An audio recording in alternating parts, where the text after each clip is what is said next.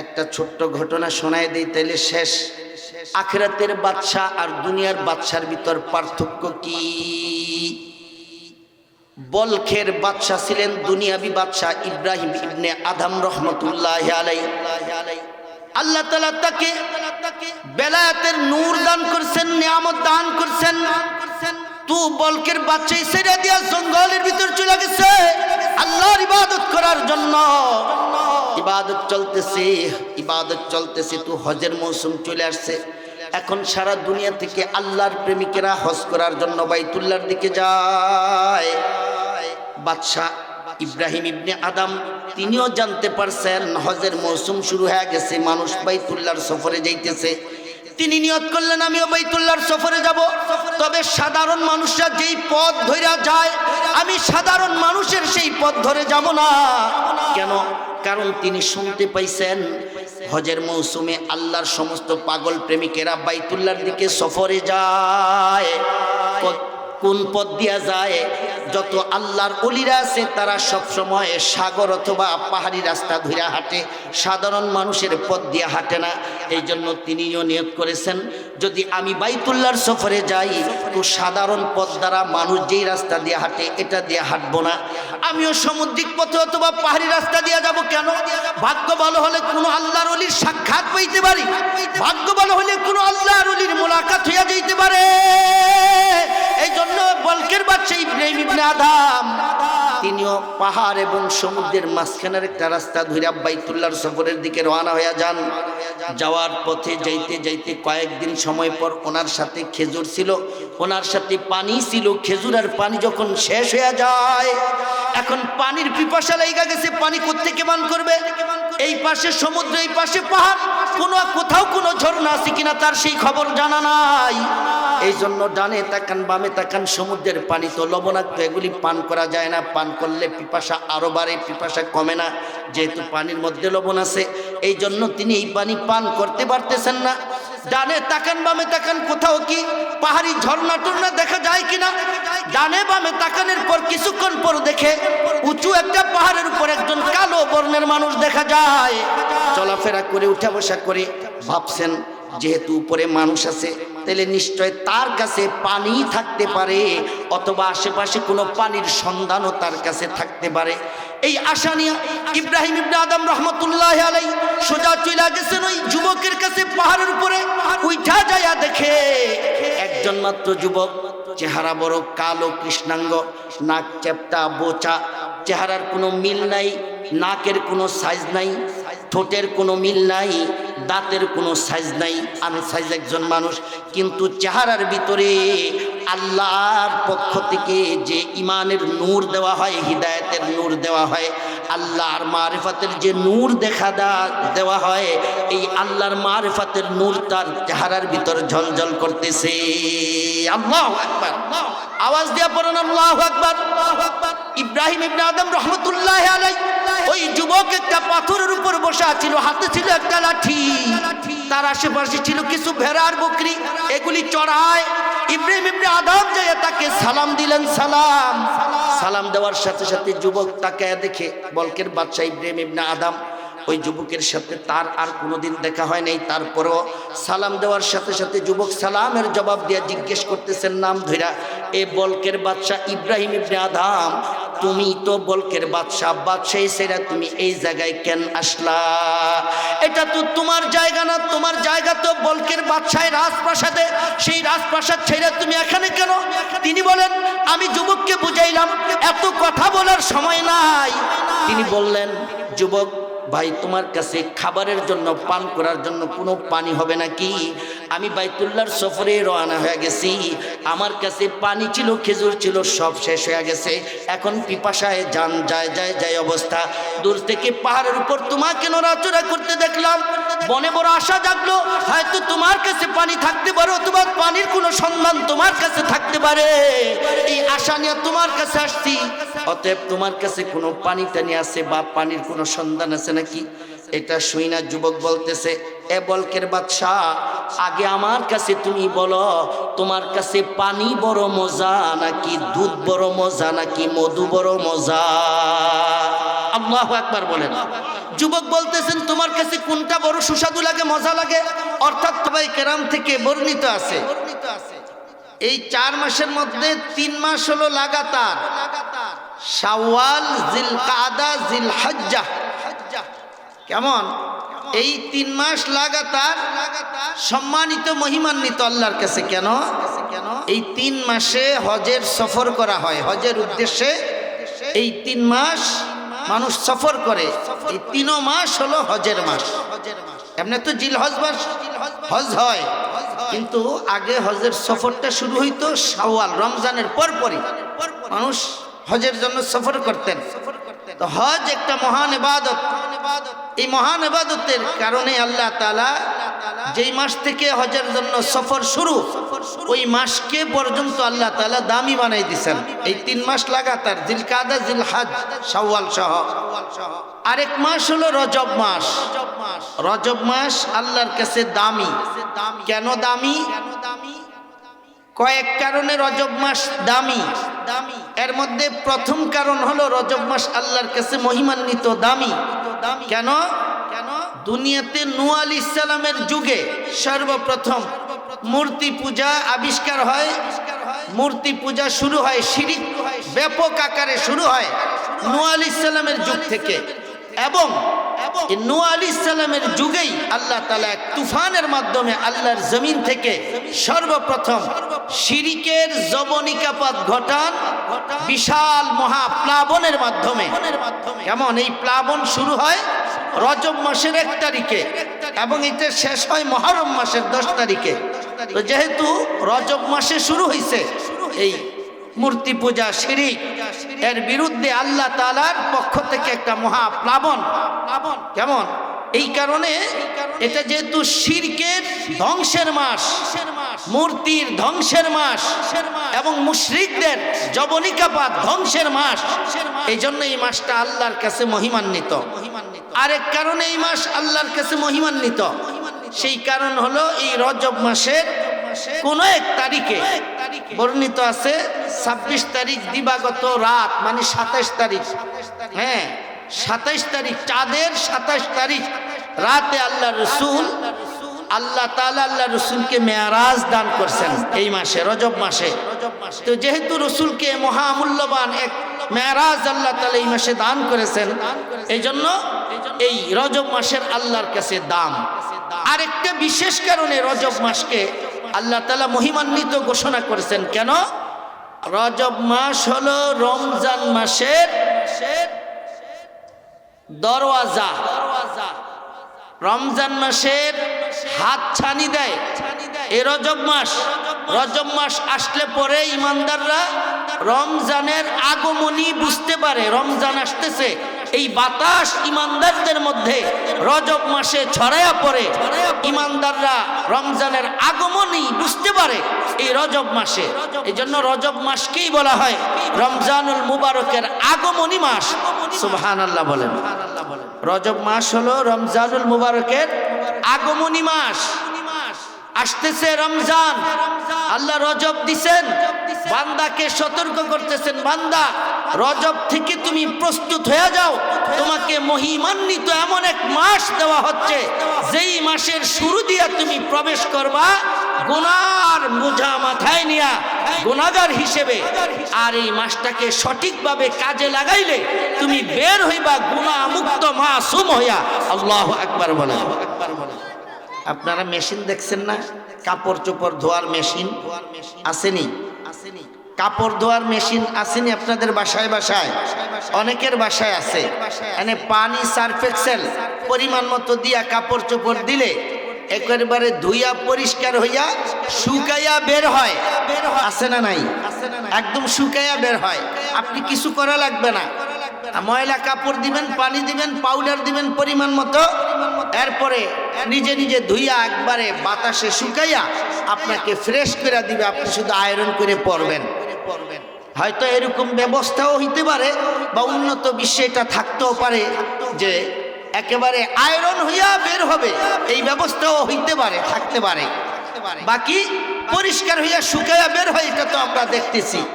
রমজান এটা তো মানুষের আবিষ্কার যে ময়লা কাপড় দিবে, পানি দিবে, আর কি দিবে, পাউডার দিবে, পরিষ্কার হইয়া বের হইয়া শুকাইয়া বের হবে, এটা মানুষের আবিষ্কার।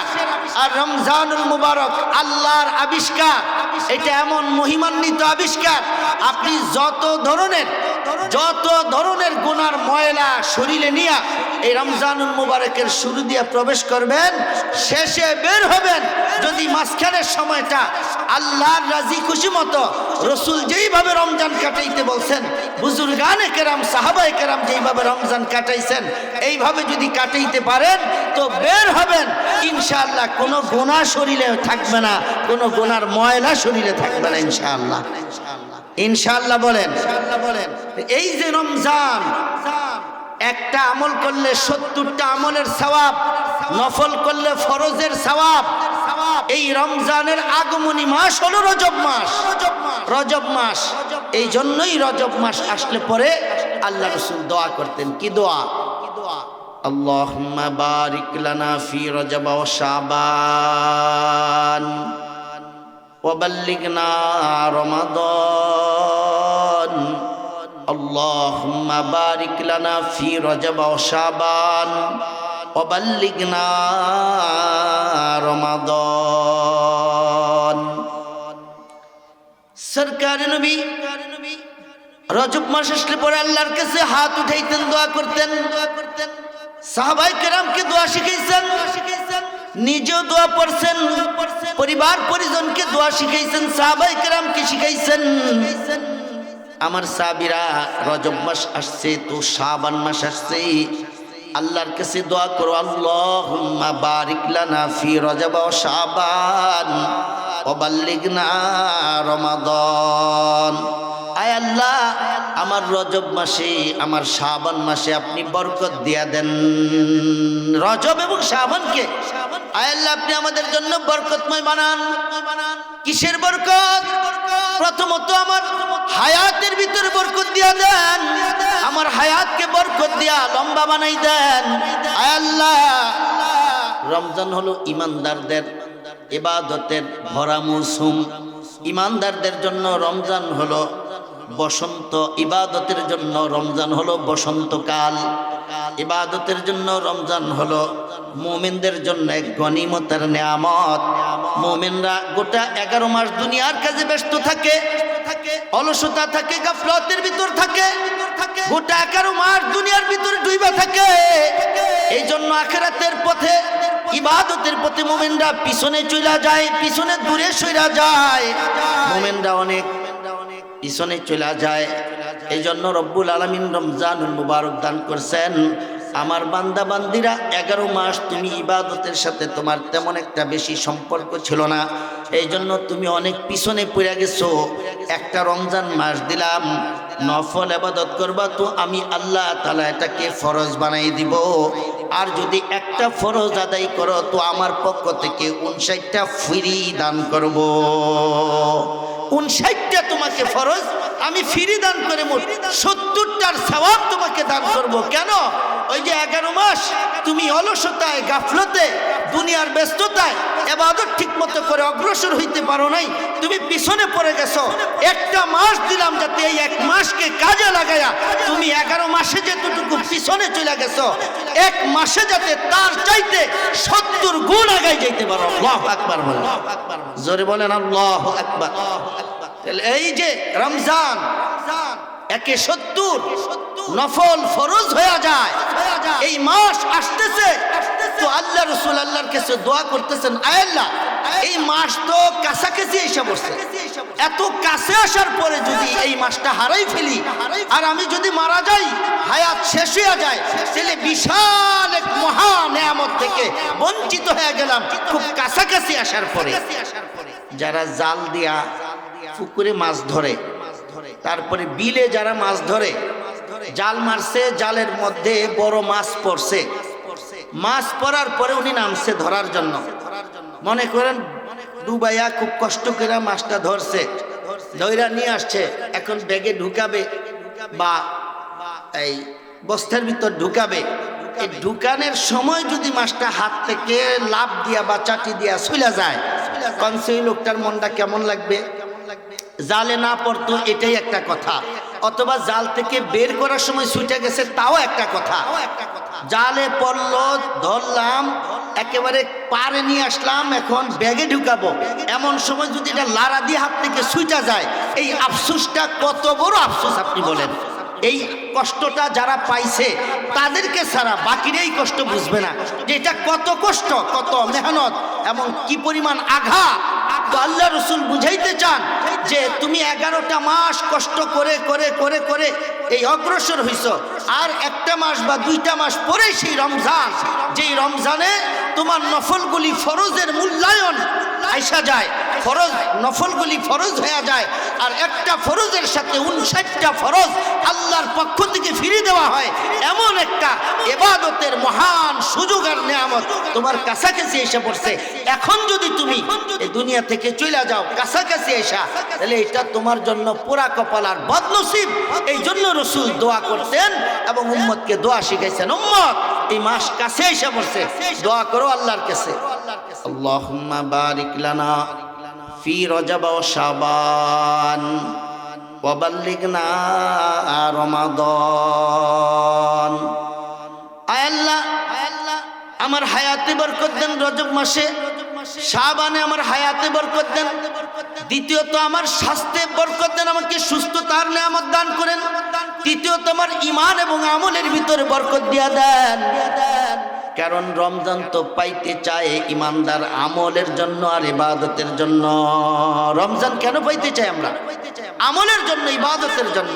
তো যেহেতু আমলের জন্য, ইবাদতের জন্য পাইতে চাই, তাহলে এই রজব মাস এবং শাবান মাসে আমার হায়াতে, আমার সুস্থতার মধ্যে, আমার ইমানে, আমার আমলে আয় আল্লাহ আপনি বরকত দিয়া দেন এবং আমাকে রমজান পর্যন্ত পৌঁছায়া দেন। এই দোয়া আমাদের করার দরকার আছে না নাই? বলেন, এই দোয়া আমাদের করার দরকার আছে না নাই? আমাদের আরো বেশি করা দরকার। রসুলের তো প্রত্যেক মাসই রমজান, কারণ নবী তো প্রত্যেকটা মাসকে রমজানের মতোই কাটাইতেন। রমজান আসলে আর একটু বেশি করতেন, এতটুকু না হয় রসুলের প্রত্যেকটা রাত সবে কদরের মতোই তো কাটতো। এরপরও রসুল এই দোয়া করতেছেন রমজান পাওয়ার জন্য। আমাদের তো গোটা 11 মাস যে কাটে ইবাদতের সাথে, শুধু ফরজ ইবাদতগুলির সাথে কোনো রকম একটা সম্পর্ক থাকে, বাকি ইবাদতের সাথে আমাদের নফল, তাহাজ্জুদ, আওয়াবিন, তিলাওয়াত, জিকির, আজকার অতিরিক্ত এগুলির সাথে আমাদের তেমন একটা সম্পর্ক থাকে না। যার কারণে আমাদের তো আরো বেশি দোয়া করা দরকার, যেন রমজানটা পাইয়া এই ঘাটতিটা পোষাইতে পারে। এই জন্য আমরা এই দোয়া করবো। সাহাবায়ে কেরাম সময়কে কাজে লাগাইতেন, খুব গুরুত্ব সহকারে সময়ের মূল্যায়ন করতেন। আমাদের সময় তো রমজানের সময় আমাদের হাত থেকে এমনি চলে যায়, এমনি চলে যায়। এত দামি সময়, গল্প গুজব, মসজিদে একটু আগে আসলে মসজিদে রমজান মাসেও আমরা দেখি মুসল্লিদেরকে মসজিদে বসে বসে ফেসবুক চালায়, ইউটিউব চালায়, চ্যাটিং করে, বিভিন্ন জিনিস দেখে। রমজানেও মসজিদে তার দিলে কোনো ভয় নাই, তার দিলে আল্লাহর কোনো ডর নাই, কিয়ামতের মাঠের কোনো ভয় তার অন্তরে নাই। অথচ তার সামনে মৃত্যু আছে, মৃত্যুর কষ্ট আছে, কবর আছে। কবর, যেই কবর দুই দিক থেকে চাপ দিলে এই দিকের হাড়গুলি এদিকে এইভাবে ঢুকবে, রসুল এইভাবে দেখাইছেন, এইভাবে ঢুকবে, কট কট করে শব্দ হবে, এদিকের মাটি ওই দিকের সাথে মিশে যাবে, এই ভয় তার নাই। রমজান মাস মসজিদে বৈশা বৈশা আল্লাহর ঘরে, আল্লাহর সামনে বেয়াদবি করে। কি বলেন? আল্লাহর ঘরে বৈশা এই ইবাদত না কইরা এই রমজানের মতো দামি সময় যদি ফেসবুক চালায়, মোবাইল চালায়, এইটার মতো বেয়াদবি আল্লাহর শানে আর কিছু হতে পারে না, আর কিছু হতে পারে না।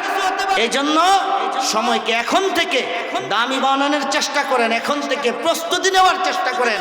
কিয়ামত, মহাপ্রলয় এটা আমাদের সামনে আসতেছে এবং কিয়ামতের দিবসে আল্লাহ তাআলা আমাদের থেকে আমাদের হায়াতের হিসাব নেবেন, আল্লাহ তাআলা আমাদের সম্পদের হিসাব নেবেন এবং আমরা যে জুয়ান যারা যুবক আছি এই যৌবনের হিসাব আল্লাহ তাআলা নেবেন। যুবক ভাইরা, এই যে যৌবনের সময় কাটতেছে, কোথায় কাটে? বেশিরভাগ সময় খেলাধুলায় না হয় মোবাইলের মধ্যে, এগুলির মধ্যে, গল্প গুজবের মধ্যে, বিভিন্ন গুনার মধ্যে যুবক ভাইদের সময় কাটে। অথচ আল্লাহ তাআলা কিয়ামতের মাঠে যে 5টা প্রশ্ন করবে ইমানদারকে, এর মধ্যে একটা প্রশ্ন হলো ওয়ান শাবাবিহি ফিমা আবলা। বান্দা, তোমাকে যৌবনের সময় দিছি, যৌবনের মতো নিয়ামত দিছি, এটা খেলায় ধুলায় কাটানোর জন্য না, মোবাইলে ডেটিং আর চ্যাটিং এর জন্য না, তোমাকে যৌবন দিছি। কেন? যৌবন দেওয়ার উদ্দেশ্য 3টা। কয়টা বলেন? যৌবন দেওয়ার উদ্দেশ্য কয়টা? 1 নাম্বার, যৌবন দিছে, আমার হায়াত যদি 60 বছর হয়, এই 60 বছরের মধ্যে 10 বছর ইবাদত ফরজ হয় না, 10 বছর ফাও কেটে যায়, কোনো ইবাদত ফরজ হয় না, করেও না। 10 বছর পর্যন্ত কোনো ইবাদত ফরজ হয়? বলেন ফরজ হয়। কিন্তু এই যেই 10 বছর ইবাদত ফরজ হইল না, করলাম না, এই 10 বছর আমার হায়াতের অংশ কিনা? বলেন। তাহলে আমার হায়াতের 10টা বছরের অংশ ফাও কেটে গেছে আমার থেকে, আমি কোনো ইবাদত করি না। কেমন? এক। দ্বিতীয়, হায়াতের শেষের যে অংশটা, ধরেন 50-এর পরে 60, এই 50 থেকে 60 পরের 10 বছর মাজা ব্যথা, হাঁটু ব্যথা, ঘন ঘন ফসরাব, কাশের সাথে এই বাতাস এসে অজু চইলা যায়, অজু ধরে রাখতে পারে না, রুকুতে যাইয়া থাকতে পারে না, সেজদায় যাইয়া থাকতে পারে না, হাঁটুতে ব্যথা, কত অসুবিধা বেড়া আছে না নাই? বলেন আসেনি? তাহলে পরের 10 বছর ইবাদত আছে, তবে সবল না, দুর্বল ইবাদত। ঠিক না? ঠিক বলেন। তাহলে প্রথম 10 বছর পুরা লস, আর শেষের 10 বছর পুরা লস না হইলেও এটা সবল না, দুর্বল। তাহলে পরের 10 বছর দুর্বলতা, আর প্রথম 10 বছরের যে ফাও চলে গেছে ইবাদত ছাড়া, হিসাব তো এগুলিরও হবে। এগুলিও তো আমার হায়াতের একটা অংশ। এই জন্য আল্লাহ তাআলা যৌবন দিছে। কেন? ওই প্রথমের 10 বছর যে ফাও কাটছে, এর ঘাটতিটাও যাতে পোষানো যায়। সামনে যে আসতেছে দুর্বল একটা সময়, ইবাদত হবে দুর্বল, ওই দুর্বল সময়ে ইবাদত করা যাবে না, সবল ইবাদত হবে না। ওই দুর্বলতাটার ঘাটতিও যাতে পোষানো যায়, সেই জন্য আল্লাহ তাআলা যৌবন দান করছেন। আল্লাহু আকবার বলেন। কারণ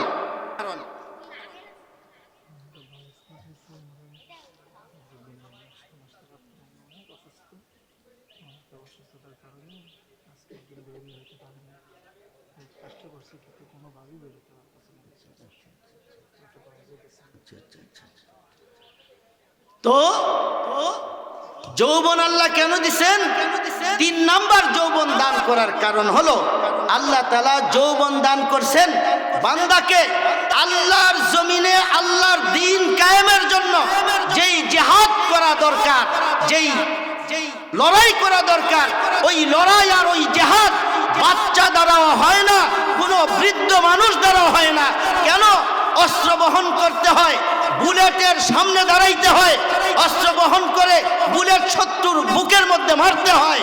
এই কাজগুলি, ভারী কাজগুলি কোনো বাচ্চা এবং বৃদ্ধের দ্বারা সম্ভব না, এই কাজগুলি যুবকের দ্বারাই সম্ভব। এই জন্য আল্লাহ তাআলা যুবককে যৌবন দান করছেন। বলেন আল্লাহু আকবার।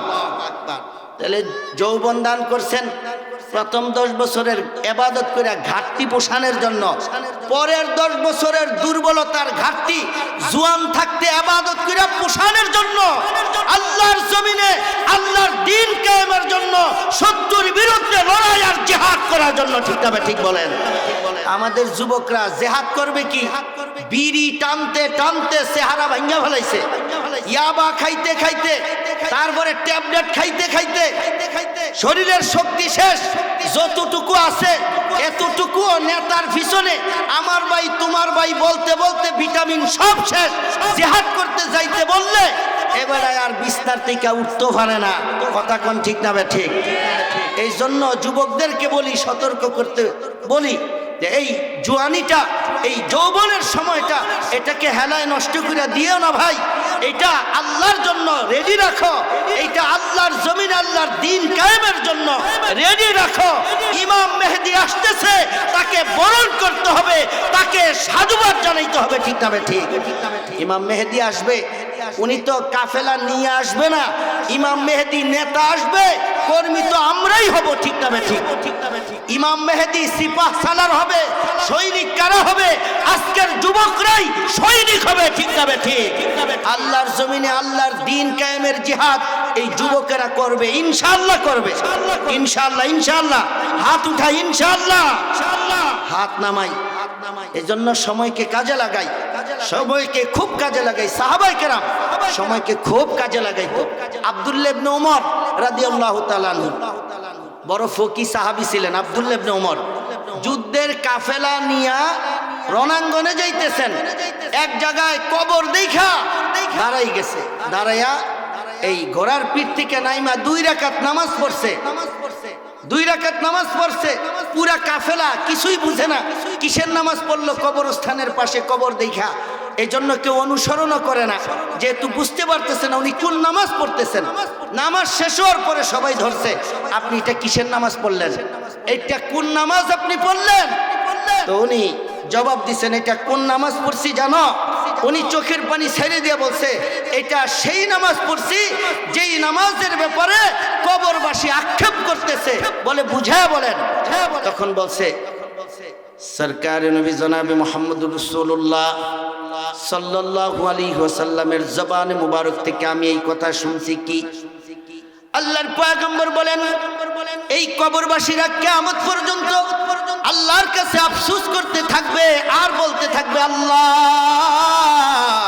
আমাদেরকে আবার জমিনে পাঠান, আবার একটু ইবাদত করে সময়টাকে কাজে লাগাই আসি। আবার যদি পাঠান তাহলে আর এক মুহূর্ত অন্য কাজে নষ্ট করব না, গুনার কাজে তো যাওয়ার প্রশ্নই আসে না।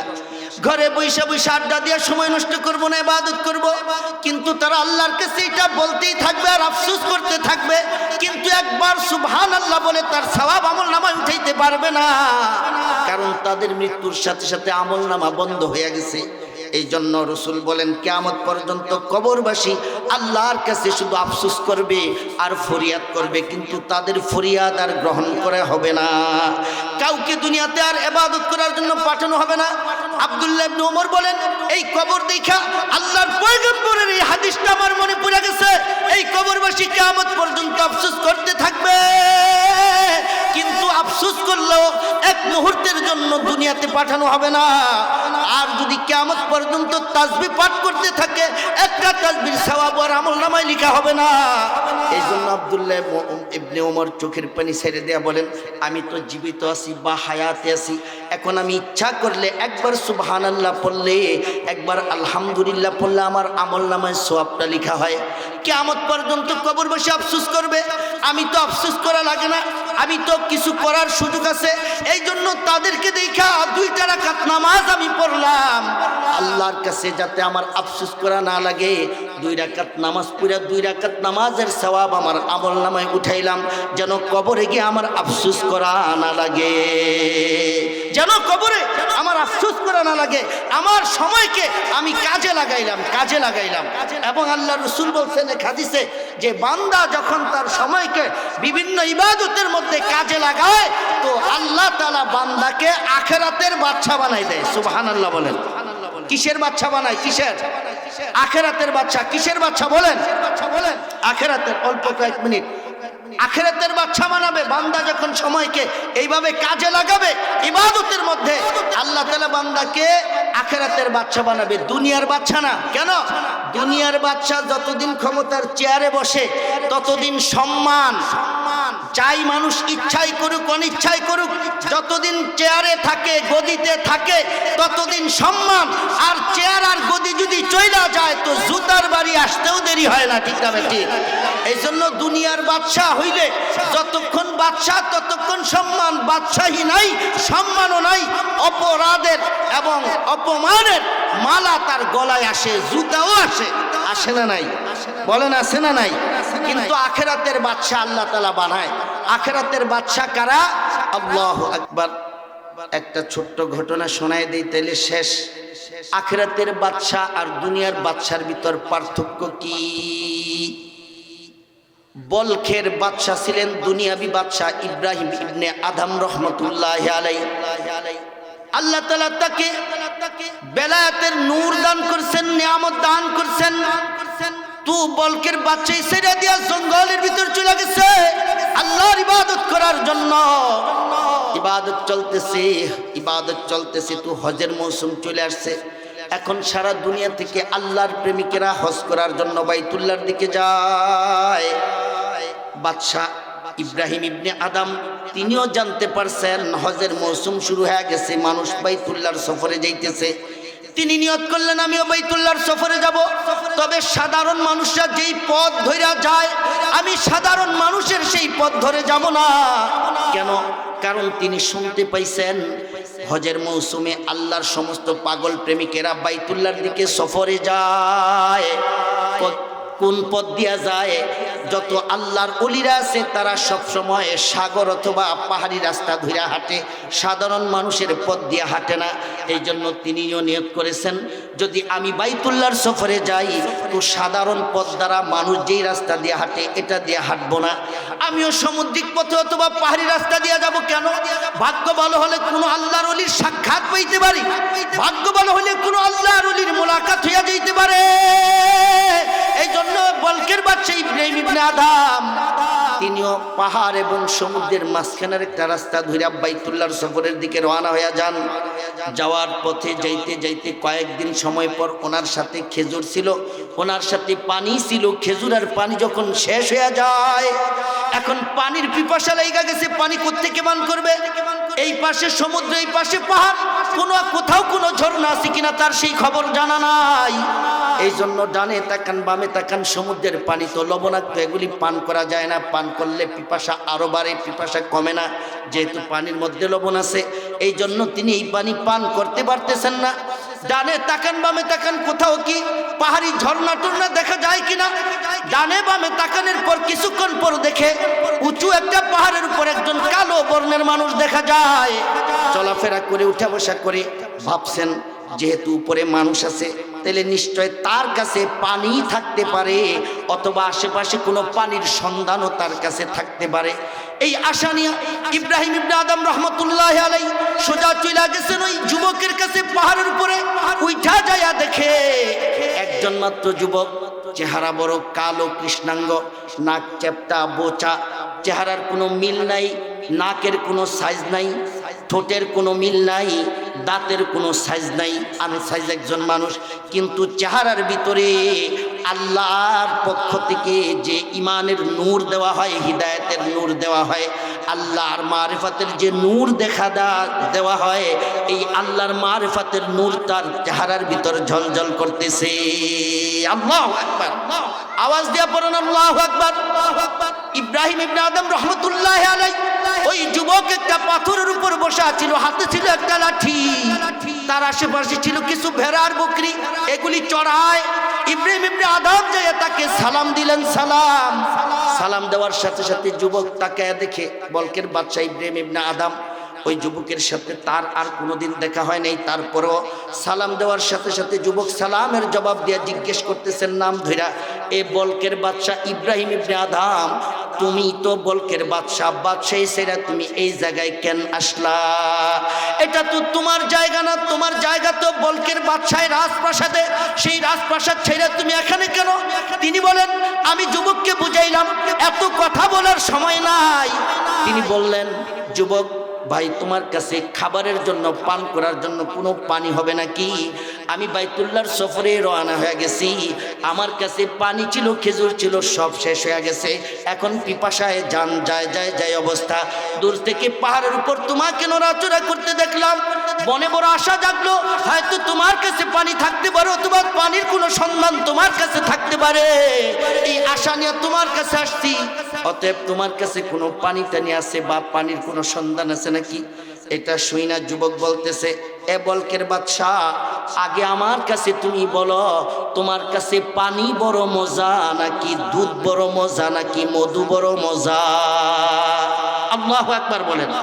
যুবক বলতেছেন তোমার কাছে কোনটা বড় সুস্বাদু লাগে, মজা লাগে, অর্থাৎ তুমি কোনটা খেতে চাও আমি তোমাকে ওইটাই দিব। আল্লাহু আকবার বলেন। বলকের বাদশা বলেন আমি জবাব দিলাম না, আমার যেই পরিমাণ পানির পিপাসা লাগা গেছে, আমার কাছে কোনটা বড় সুস্বাদু লাগে এখন সেইটার বিষয় না, এখন জীবন বাঁচানোর মাসআলা। অতএব জীবন বাঁচাইতে হলে পানি লাগবে, আমার কাছে কোনটা সুস্বাদু এটা বড় বিষয় না। এখন বিষয় হলো যেই পরিমাণ পিপাসা লাগছে পানি ছাড়া কলিজা ঠান্ডা হবে না, আমি পানি চাই পানি। তিনি বলেন, ইব্রাহিম বলখের বাদশা ইব্রাহিম ইবনে আদম বলেন, আমি বলখের বাদশা ছিলাম, বাদশাই ছেড়ে দিছি, আমি আল্লাহর দিওয়ানা হয়া আল্লাহর বাইতুল্লাহ, আল্লাহর ঘর বাইতুল্লাহর দিকে সফরে রওনা হয়েছি, আমার পানি শেষ, আমার খেজুর শেষ। অথচ এই যুবক তো বলখের বাদশা ছিল না বা কোনো অঞ্চলের নেতা ছিল না। আমাকে বলি তুমি কি পান করবা? আমি যখন বললাম পানি চাই, আমার পানি, ওই যুবক যেই পাথরের উপর বসা ছিল ওই পাথরটা থেকে দাঁড়ায়া তার হাতের মধ্যে যে লাঠি ছিল ওই লাঠি দ্বারা যুবকটা তার পাথরের উপর একটা আঘাত করেছে। আঘাত করার সাথে সাথে আশ্চর্য জিনিস দেখলাম, যুবকের লাঠির আঘাত দ্বারা তার পাথরটা টুকরা টুকরা হয়ে যায়, আর ওই পাথরের ভিতর থেকে একদিক থেকে দুধ, আরেক দিক থেকে পানি, আরেক দিক থেকে মধুর নহর জারি হয়ে যায়। আওয়াজ দিয়া পড়েন আল্লাহু আকবার, আর একটু ইমানদারি আওয়াজ দিয়া বলেন আল্লাহু আকবার। বলকের বাদশা ইব্রাহিম ইবনে আদম বলেন, এ পৃথিবীর মানুষ ভালো করে শুনো, আমি তো বাদশা ছিলাম, আমার ক্ষুধার কারণে সহ্য করতে না পেরে আমি আরেকজন আল্লাহর বান্দার কাছে হাজির হয়ে গেছি। অথচ সেও তো আল্লাহর একজন বান্দা, যার চেহারার কোনো সৌন্দর্যতা নাই, যার নাকের কোনো সাইজ নাই, যার ঠোঁটের কোনো সরলতা নাই, তরলতা নাই, এক একটা চেহারার এক একটা অঙ্গগুলি এক এক রকম, কিন্তু ওই যুবকের হাতের ভিতর এত পাওয়ার, একটা পাথরের উপর আঘাত করছেন, আর পাথরের ভিতর থেকে একদিক থেকে পানি, আরেক দিক থেকে মধু, আরেক দিক থেকে দুধের নহর জারি হয়ে যায়। তিনি বললেন, আমি আর দেরি করি নাই, যেই দিক থেকে পানির নহর জারি হয়ে গেছে দৌড়ে সেখানে গেলাম, বিসমিল্লাহির রহমানির রহিম বলে দুই হাত পুশ করে সেখান থেকে পানি নিলাম, পানি পান করলাম। ইব্রাহিম ইবনে আদম বলেন, পৃথিবীর মানুষ শুনো, আমি বলখের বাদশা থাকা অবস্থায় কত সুমিষ্ট এই কুয়ার পানি, মিষ্টি মিষ্টি পানি আমি পান করেছি, কত ফলের তাজা তাজা রস আমি পান করেছি, কত সুস্বাদু শরবত আমাকে পান করানো হয়েছে, কিন্তু যুবকের লাঠির আঘাত দ্বারা পাথরের ভিতর থেকে যে পানির নহর জারি হয়ে যায়, ওই পানির মতো এত ঠান্ডা, এত মজা, এত মিষ্টি, এত সুস্বাদু কোনো খাবার আমি বলকের বাচ্চা থাকা অবস্থায় কোনো দিন খেতে পারি নাই। আল্লাহু আকবার বলেন, আওয়াজ দিয়া বলেন আল্লাহু আকবার। একেই বলে আখিরাতের বাদশা, এদেরকেই বলা হয় আখিরাতের বাদশা।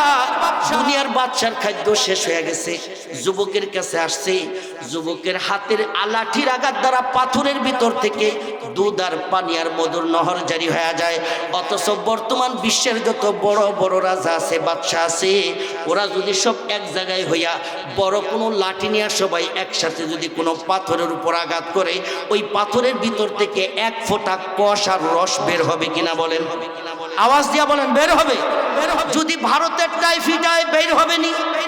জোরে বলেন, আমেরিকার টাই যদি পিটায় কোনো পাথরের ভিতর থেকে এক ফোঁটা কষ আর রস বের হবে? রাশিয়ার টাই যদি পিটায় বের হবে? আর সবগুলি মিলেও যদি একটা পাথরের উপর আঘাত করতে থাকে, কিয়ামত পর্যন্ত যদি আঘাত করতে থাকে, বলেন দেখি একটা পাথর থেকে কিয়ামত পর্যন্ত সবাই মিলেও কি এক ফোঁটা রস বের করতে পারবে? তাহলে কি বাচ্চা হইলা? এটা হলো দুনিয়ার বাচ্চার আখিরাতের বাচ্চার পার্থক্য।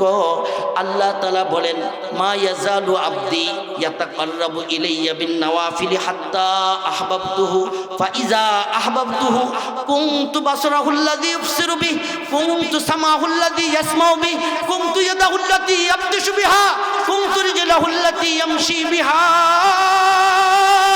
বুখারী শরীফের হাদিস, সরকার নবী বলেন, আল্লাহ তাআলা বলেছেন, এটা হাদিসে কুদসি, আল্লাহ তাআলা বলেছেন, আমার কোনো বান্দার বান্দি যখন আখিরাতের আশায়, কিয়ামতের মাঠে হিসাবের আশায় বেশি বেশি ইবাদত করে, বেশি বেশি নফল আদায় করতে থাকে, বেশি বেশি ইবাদতের দিকে মনোযোগী হয়ে যায়, আল্লাহ তাআলা বলেন, আমার বান্দা বান্দির ওই ইবাদত দ্বারা আমি আল্লাহ রাব্বুল আলামিনের এত নৈকট্যশীল আর এত কাছের হয়ে যায়।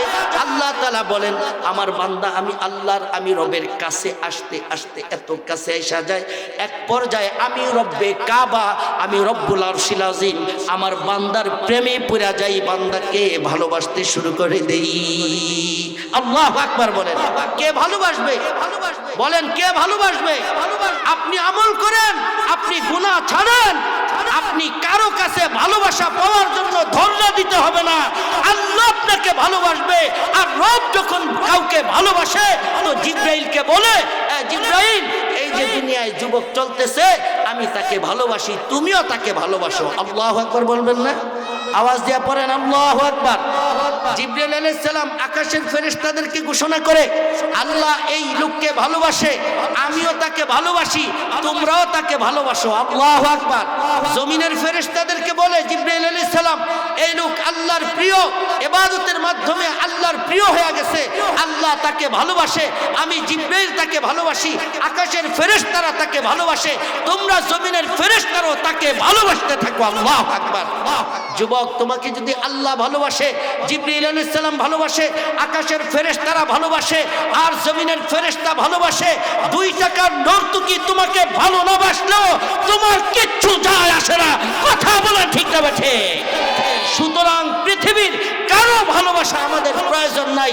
যদি রব্বে কাবা আমাদেরকে ভালোবাসে তো জান্নাতের হুররা আল্লাহু আকবার ওই যুবকের দিকে হুমড়ি খেয়ে পড়বে। আল্লাহু আকবার বলেন। তাহলে আমাদের পেরেশানি কিসের? কোন মায়ার পিছনে সময় নষ্ট করো, কোন মায়ার ল্যাংটা ছবি দেখো, কোন মায়ার নাচ দেখা, ড্যান্স দেখা জীবন নষ্ট করতেছো, আমল বরবাদ করতেছো, কার কার পিছনে পড়া সময় নষ্ট করতেছো, হায়াত নষ্ট করতেছো। এই জন্য রজব মাস আসছে দোস্ত, রজব মাস আসছে, রমজানের আগমনী মাস, এই মাসটাকে মূল্যায়ন করো তো আল্লাহ এর বরকতে তোমার শাবানকে আরো ভালো বানাই দিবে, দামি বানাই দিবে, এবং তোমার রমজানকে আল্লাহ তাআলা তোমার জন্য মহিমান্বিত মাস বানাই দিবে। মহিমান্বিত মাস অর্থাৎ আল্লাহ বেশি ইবাদত করার তৌফিক দান করবে। ঠিক না বে ঠিক? এই জন্য আমরা এখন থেকে ইবাদত করব, আল্লাহর ইবাদত করব, গুনাহ ছাড়ব, ইবাদত করব। ইনশাআল্লাহ যদি গুনাহ ছাড়ি, ইবাদত করি, আল্লাহর সাথে যদি সম্পর্ক গড়ি, আমাদের সম্পর্ক যদি আল্লাহর সাথে হয়ে যায়, আল্লাহর কসম পৃথিবীর কেউ মুসলমানদের দিকে চোখ রাঙ্গাইয়া তাকাইতে পারবে না। ঠিক না বে ঠিক? সাহাবায়ে কেরামের সম্পর্ক গুনার সাথে ছিল না, কোনো উল্টা পাল্টা ল্যাংটা নারীর সাথে ছিল না, ছিল কার সাথে বলেন? সাহাবায়ে কেরামের সম্পর্ক কার সাথে ছিল? যখন সাহাবায়ে কেরামের সম্পর্ক ছিল আল্লাহর সাথে, তো আল্লাহ তাআলা সাহাবায়ে কেরামকে এমন মর্যাদা দিবেন, রোম পারস্যের হেরাক্লিয়াস, রোম পারস্যের সম্রাটরা সাহাবায়ে কেরামের ভয়ে থরথর করে কাঁপতো, আর ফটক লাগাইয়া পাহারাদার রাইখা ঘুমাইতে হতো। আল্লাহু আকবার বলেন। আমাদের সেই আল্লাহ আজও আছে না নাই? জোরে বলেন, সেই আল্লাহ আজও আছে না নাই? সেই আল্লাহ যেহেতু আছে, আলহামদুলিল্লাহ। আমাদের আল্লাহ কখনো আমাদেরকে রাইখা না বইলা হেলিকপ্টার নিয়ে পাশের দেশে পালাইয়া যাবে না ইনশাআল্লাহ। ঠিক না বে ঠিক? ঠিক না বে ঠিক? আমরা দেখছি বিগত ফ্যাসিস্টের সাথে যাদের সম্পর্ক ছিল ভালো, তাদের দাপটের ঠেলায় তাদের কাছাকাছিও কেউ আসতে পারতো না। কেন?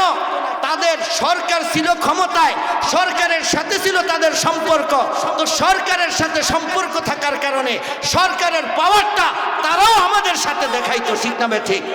জোরে বলেন ঠিক না বে ঠিক?